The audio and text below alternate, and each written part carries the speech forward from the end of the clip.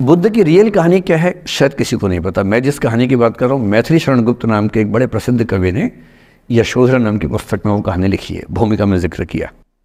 बुद्ध बचपन से ही थोड़े से वैरागी किस्म के व्यक्ति थे। उनकी कुंडली देख के एक ज्योतिषी ने बताया भी था। माता पिता बहुत परेशान थे, शुद्धोदन उनके पिता का नाम था। माता पिता ने बहुत कोशिश की कि इस बच्चे का मन विरक्त न हो। अच्छा महल बनवाया, सारी सुविधाएं दी। जैसे ही बुद्ध थोड़े से किशोरावस्था में आए, उस समय की दुनिया की सबसे खूबसूरत महिला से, लड़की से, यशोधरा से उसकी शादी करवा दी। यशोधरा के पिता ने काफ़ी एग्ज़ाम लिए बुद्ध जी के, वो सारे एग्ज़ाम में पास हुए तब जाके शादी हुई, ऐसे नहीं हुई। शादी हुई तो बुद्ध भी ठीक था, रमे रहे उस जीवन में। बेटा हुआ उनका राहुल। अब बुद्ध की विरक्ति का भाव बढ़ता जा रहा था। 29 साल की उम्र के आसपास ऐसा हुआ कि उन्होंने एक मृत व्यक्ति को देख लिया, एक बूढ़े को देखा, एक भिखारी को देखा, एक बीमार को देखा। विरक्त हो गए और उनका मन हुआ घर छोड़ दूं, ज्ञान की खोज में चला जाऊं। अब ज्ञान की खोज में जाएं, उनको पता है कि भाई मेरी पत्नी भी है, मेरा बेटा भी है, राज्य भी है, कैसे छोड़ दूं? छोड़ना जरूरी है। अंदर की आवाज है कि छोड़ो, तुम इस चीज के लिए नहीं बने हो, तुम्हारा स्वधर्म कुछ और है। बाहर की जिम्मेदारी है कि छोड़ नहीं सकते। मैं अनुमान करता हूं कि बुद्ध ने शायद अपने पिताजी से कहा हो कभी कि पिताजी मैं बहुत परेशान हूं, छोड़ना चाहता हूं। तो पिता ने समझा बुझा के मना किया होगा कि बेटा शोभा नहीं देता, ऐसा मत करो। हो सकता है पत्नी से भी बात की हो, पत्नी ने भी कहा हो कि ये क्या बात हुई, हम सबका जीवन तुम पे टिका है, बच्चा अभी बिस्तर से भी नहीं उतरा है, अभी तो चलना भी नहीं शुरू किया है, तुम ऐसी बात कर रहे हो। इसका जिक्र नहीं मिलता इतिहास में कि ये बात हुई कि नहीं हुई। और एक दिन बुद्ध ने तय किया और वो आधी रात को पत्नी और बेटे को सोता हुआ छोड़ के चले गए। इसको बौद्ध परंपरा में महाभिनिष्क्रमण कहते हैं, बुद्ध का अपने घर से निकल जाना। अब बुद्ध चले गए, लेकिन मैथिली शरण गुप्त यशोधरा के पर्सपेक्टिव से बुद्ध को देख रहे हैं। यशोधरा बहुत परेशान है, भाई पति चला गया है, बच्चे का पिता चला गया, मजाक थोड़ना है। राजा परेशान है कि उनका उत्तराधिकारी चला गया है। यशोधरा इतनी परेशान है, बहुत लंबे समय तक छंद आते रहते हैं कि वो कितनी बेचैन है, कितनी परेशान है। लेकिन यशोधरा की सबसे बड़ी परेशानी इस बात से नहीं कि बुद्ध चले गए, इस बात से है कि बिना बताए चले गए, भरोसा नहीं किया। और वो अपनी सहेली से कहती है, सिद्धि हेतु स्वामी गए, यह गौरव की बात। मुझे गर्व है कि मेरा पति इतने महान काम के लिए गया है। सिद्धि हेतु स्वामी गए, यह गौरव की बात, पर चोरी चोरी गए, यही बड़ा व्याघात। सखी वो मुझसे कहकर जाते, कह तो क्या वो मुझको अपनी पथ बाधा ही पाते, क्या मैं रास्ता रोकती उनका? उसके मन में ये मलाल है कि बिना बताए चले गए। वो इस भाव को लेट गो नहीं कर पा रही है, परेशान है। फिर बुद्ध को ज्ञान मिला 6 साल की तपस्या के बाद, बोधगया में बोधि वृक्ष के नीचे ज्ञान मिला। बात फैल गई। जो 5 शिष्य बुद्ध को छोड़ के भाग गए थे उनके बुरे वक्त में, उन्हीं 5 को बुद्ध ने सबसे पहले ज्ञान दिया सारनाथ में, जिसको धर्मचक्र प्रवर्तन कहते हैं। बुद्ध की ख्याति बढ़ने लगी।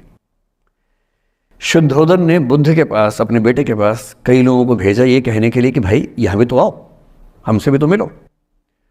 बुद्ध का ऐसा प्रताप था कि जो उनके पास जाता वो बुद्धम शरणम गच्छामि हो जाता, वापस ही नहीं आता। तो फिर शुद्धोदन ने बुद्ध के बचपन के एक दोस्त को ये कह के भेजा, भैया मैं जानता हूं तुम वापस नहीं आओगे, पर प्रभावित होने से पहले बोल देना कि पापा याद कर रहे थे। तो वो गया, उससे वायदा निभाया, हो तो गया, बुद्ध के संग में दीक्षित हो गया, पर वायदा निभा दिया। तो बुद्ध ने कहा जरूर जाऊंगा, पिताजी की आज्ञा है तो जाऊंगा ही जाऊंगा। बुद्ध पहुंचे अपने कपिल वस्तु, जो अपना इलाका था वहां पहुंचे। पूरे कपिल वस्तु में, नेपाल सिद्धार्थ नगर से नेपाल जाएंगे तो नेपाल बॉर्डर पे कपिल वस्तु है। मैं देखने गया था वो जगह जहां बुद्ध पैदा हुए थे, बड़ा सुंदर स्थान है, आप भी जाकर देखें कभी। तो बुद्ध पहुंचे रात को, एक धर्मशाला में रुके। अब वहां हल्ला मच गया कि राजा का बेटा धर्मशाला में। बुद्ध ने कहा भाई मैं देखो राजा का बेटा बन के नहीं आया हूँ, मैं बुद्ध बन के आया हूँ। सुबह उठ के भिक्षा मांगने लग गए उस इलाके में, अपने ही पिता के राज्य में। पिता ने सिर पीट लिया कि भाई क्या कर रहे हैं। फिर बुद्ध ने सूचना भिजवाई कि मैं बुद्ध हूँ, बेटा हूँ संयोग से, ठीक है मैं आ रहा हूँ मिलने के लिए, पर मैं बुद्ध होके आया हूँ, मेरी चर्या है, नियम है, मैं भिक्षा से ही जीवन जीता हूँ अपना। ठीक है, पिताजी ने कहा चल कोई बात नहीं। फिर बुद्ध गए पिता से मिलने, पिता से मिले, सबसे मिले भरी सभा में, लेकिन यशोधरा नहीं आई मिलने के लिए, लेट गो नहीं कर पा रहे थे। उसके मन में दर्द था, छुप के क्यों गया, बता के जाता। बुद्ध ने पूछा पिता से कि यशोधरा कहाँ है, तो बोले कि वो कह रही है कि अगर बुद्ध मिलना चाहेंगे तो खुद ही मिलने आएंगे मुझसे, मैं क्यों जाऊंगी भाई, आत्मसम्मान भी तो कोई चीज़ है, मैं क्यों मिलने जाऊंगी। तो बुद्ध मिलने गए। सोचिए कमरे में यशोधरा बैठी है, राहुल साथ में। अब राहुल थोड़ा सा बड़ा हो गया है, 6-7 साल का है। बुद्ध गए हैं। अब आपके मन में आ रहा है कि बुद्ध वहाँ जाके बोलेंगे सॉरी मैंने गलत किया, I hurt you, I really feel sorry. बुद्ध है वो बुद्ध, वहाँ जाके क्या बोल रहे पता है, भिक्षाम देहि, भिक्षा दो। और यशोधरा कितनी महान महिला रही होगी, उसने अपने बेटे का हाथ बाप के हाथ में दे दिया। लेट गो का इससे महान उदाहरण दुनिया के इतिहास में नहीं है कि चलो आखिर तुमने आके झुक के कुछ मांगा तो सही। उसकी जितनी ईगो थी, अहंकार था, सब विगलित हो गया। और जो औरत परेशान थी कि मुझसे बिना बताया गया, उसने अपने बेटे को दे दिया कि इसको लेके जाओ, क्योंकि मैं जानती हूँ कि तुम महान काम कर रहे हो, और तुम महान काम कर रहे हो तो मैं क्यों बीच में आऊँगी भाई। मेरा पति महान काम कर रहा है तो मुझे खुशी होनी चाहिए, और तुम्हारी उस खुशी में मैं क्यों पीछे हटूं। बस मुझे भरोसे में लेके जाते तो और खुश होती। ऐसी दूसरी कहानी राधा जी की है। राधा जी आप जानते हैं कृष्ण उनसे बहुत प्रेम करते थे, वो कृष्ण से प्रेम करते थे, उनका विवाह नहीं हो पाया, अलग बात है। लेकिन हमारी परंपरा में प्रेम का जो पराकाष्ठा है ना, प्रेम का चरम, वो तो कृष्ण राधा का है। मतलब राधा कृष्ण का प्रेम एक खास किस्म का प्रेम है, जहाँ विवाह के बंधन के न होने पर भी प्रेम का चरम रूप होता है। राम और सीता का प्रेम गार्हस्थ्यिक प्रेम का चरम रूप है कि पति पत्नी का प्रेम कितना शानदार हो सकता है। वो देखना हो तो राम सीता का प्रेम देखिए, विशेष रूप से तुलसीदास जी के यहाँ देखिए। और वैसे जो प्रेम होता है वो देखना हो तो राधा कृष्ण का प्रेम देखिए। पर इंटरेस्टिंग है, ये सारे जो हमारे धर्म के चरित्र हैं, ये समय के साथ चेंज होते गए हैं। राम बदले हैं, कृष्ण बदले हैं, राधा बदली हैं, सब बदले हैं। एक कवि थे सूरदास, भक्ति काल में 16th सेंचुरी, आप मोटा मोटा ध्यान में रखिए। कृष्ण को, आपने वो कहानी सुनी होगी, कृष्ण तो अपने घर में थे, कंस को मारने के लिए वो पैदा हुए थे।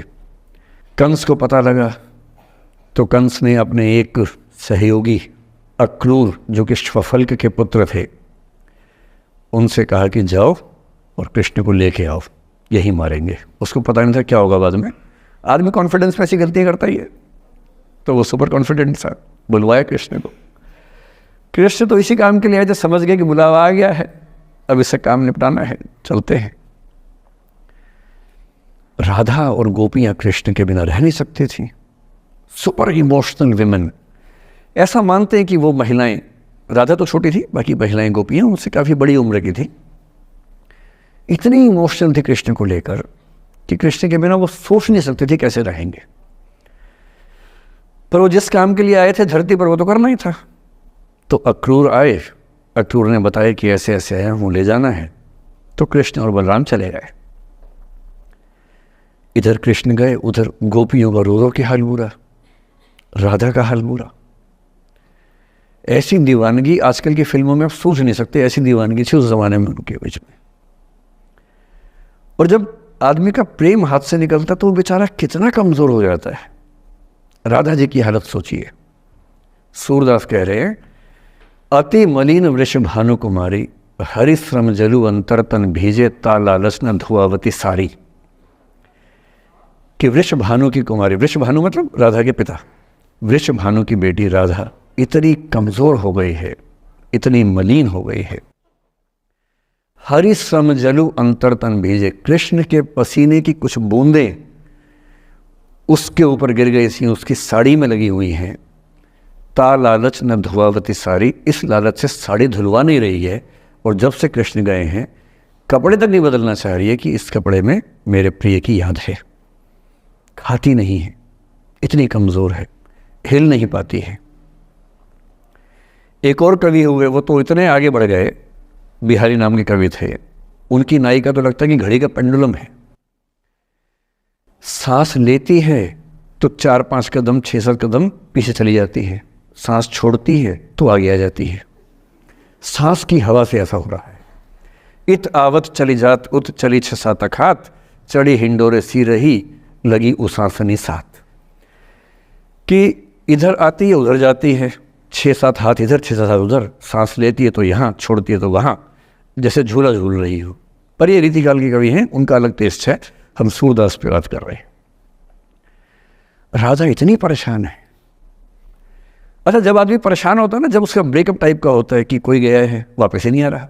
कृष्ण ने कहा था कि बस जा रहा हूँ, काम निपटा के आता हूँ। उनके मन में था क्या काम निपटाना है, काम निपटा भी दिया। अब कंस के बाद सवाल है कि मथुरा का साम्राज्य कौन संभाले। उसको एक स्ट्रक्चर बनाने के लिए कृष्ण को लगा कि मुझे यहाँ रह के सिस्टम को ठीक करना चाहिए, उसके बाद लौटना चाहिए। तो वो रुक गए वहाँ पर, राज्य का काम भी तो करना ही था। पर प्रेमी व्यक्ति को सब समझ नहीं आया, तो फिर लगता कि नहीं मेरे पास आओ, बाकी सब बेकार की बातें हैं, मेरे पास आओ।